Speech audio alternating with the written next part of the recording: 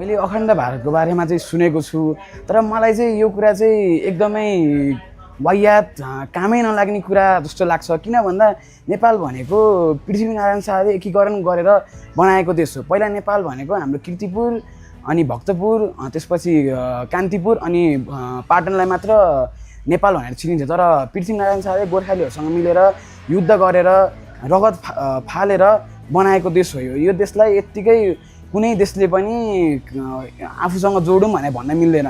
अनि अर्को कुरा गर्दा हामीले पनि मैले हिस्ट्रीमा सुनेको कुरा, हामी सबै नेपालीले हिस्ट्रीमा सुनेकै कुरा हो। राजा महेन्द्रले इन्दिरा गान्धीले राजा महेन्द्रलाई चाहिँ राजा महेन्द्रको बेलामा यो अखण्ड भारत बनाऊ, नेपाललाई पनि इन्डियासँग मिचौँ भनेर भनेको प्रस्ताव पठाउनु भएको थियो भनेर हामीले सबैले सुनेकै छौँ।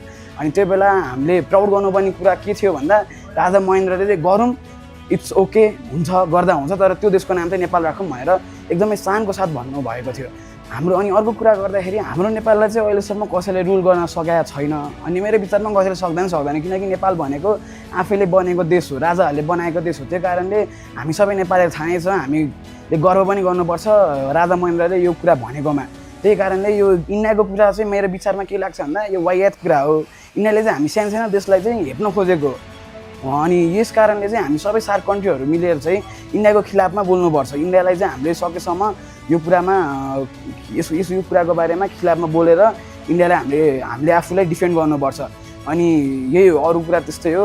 जे महाकाली, हामी नेपाली हौँ, हामी सबै एकसाथ हुनुपर्छ। Nepal has a history and identity of its own, different from the artificial state of India. Akhand Bharat is a myth.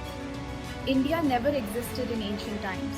मैले यसको बारेमा सुनेको पनि छु, अलिअलि चाहिँ मैले पढेको पनि छु। हेर्नु है, अखण्ड Bharat translated greater India, it is basically a concept जसमा चाहिँ के भन्छ भने लाइक यो नेपाल, पाकिस्तान, अफगानिस्तान अनि श्रीलङ्का, भुटान जस्तो सानो देशहरू छ नि हाम्रो, त्यो सबैलाई चाहिँ पुरानो यो मौर्यन एम्पायर होला सायद, चाणक्यको बेलातिरको एम्पायर जत्रो बनाउने, सबैलाई गाभेर चाहिँ एउटा देश बनाउने ग्रेटर इन्डिया भन्ने चाहिँ यिनीहरूको कन्सेप्ट छ। सो यो चाहिँ मलाई खासै ठिक त लाग्दैन होइन, कन्सेप्ट बेकार नै हो भन्छु म यो चाहिँ। किनभने पहिला हाम्रो जियोग्राफिकली हेर्ने हो भने इन्डिया चाहिँ एउटा कन्टिनेन्ट टाइपले समुद्रमा फ्लोट गरिराखेको थियो र बिस्तारै आएर चाहिँ एसियामा ठोक्किँदाखेरि उत्पन्न भएर हिमालहरू उत्पन्न भएको हो भन्ने कन्सेप्ट एउटा थ्योरी छ होइन त। अनि त्यसपछि हिमालहरू उत्पन्न भयो, हिमालहरू मोस्टली कहाँ छ, हाम्रो नेपालको अप्पर बेल्ट तिब्बतसँग जोडिएको बेल्टमा चाहिँ हिमालहरू टन्नै छ। सो यो थ्योरीलाई मान्ने नै हो भने त पहिला को आएको त होइन, इन्डिया आएर ठोक्किँदाखेरि नेपाल यताको जग्गामै त थियो होला नि, नेपाल पहिला आएको। सो त्यसो भन्यो भन्दा इन्डिया आएर नेपालमा जोडियो र पुरैलाई नै नेपाल भनिदिउँ न त हामीले, त्यस्तो गर्दा चाहिँ कसो होला होइन, यो पनि छ प्रश्न। So coming to your second question, Nepal has always been a sovereign country, we all know that. कसैले पनि हाम्रो देशलाई आएर हाम्रो देशको माटोमाथि कसैले पनि राज गर्न सकेको छैन। पहिला हाम्रो पुर्खाहरूले ब्रिटिसहरूसँग लडेर हाम्रो देशलाई जोगाएको हो होइन, पृथ्वीनारायण शाहले सानो गोर्खाबाट हाम्रो ठुलो नेपाल बनाएको। त्यसैले अहिले आएर अब तपाईँको नेपाललाई अर्को देशमा गाभौँ, इन्डिया बनाऊँ भनेर भन्नु त मूर्खता हो होइन, यो त स्वतः रूपमा मूर्खता हो। मोदीले हामी सानो देशहरूलाई हेपेको त हो नि हो त।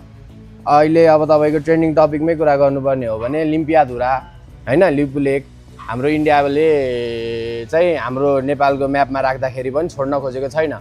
तर यो त हाम्रो देशको माटो हो, यसरी क्याप्चर गर्न त पाइँदैन। हामीलाई त्यति सानो टुक्रा इन्डियाले क्याप्चर गर्दा त हाम्रो कति चित्त दुखेको छ भने पुरै देशलाई इन्डियामा गाभौँ भन्नु त होइन। हामी नेपाललाई रिस उठ्छ यो त, हामीले यसको एकदम स्ट्रङली अपोज गर्नुपर्छ हाम्रो सरकारलाई पनि होइन, एकदम भन्न चाहन्छु विनम्रताका साथ यसको हामीले अपोज गर्नुपर्छ। मैले यो अखण्ड भारतको बारेमा सुनिरहेको, अखण्ड भारत चाहिँ एउटा पोलिटिकल ट्याक्टिक्स भन्छु म चाहिँ, कल्चरल ट्याक्टिक्स भन्दा पनि होइन।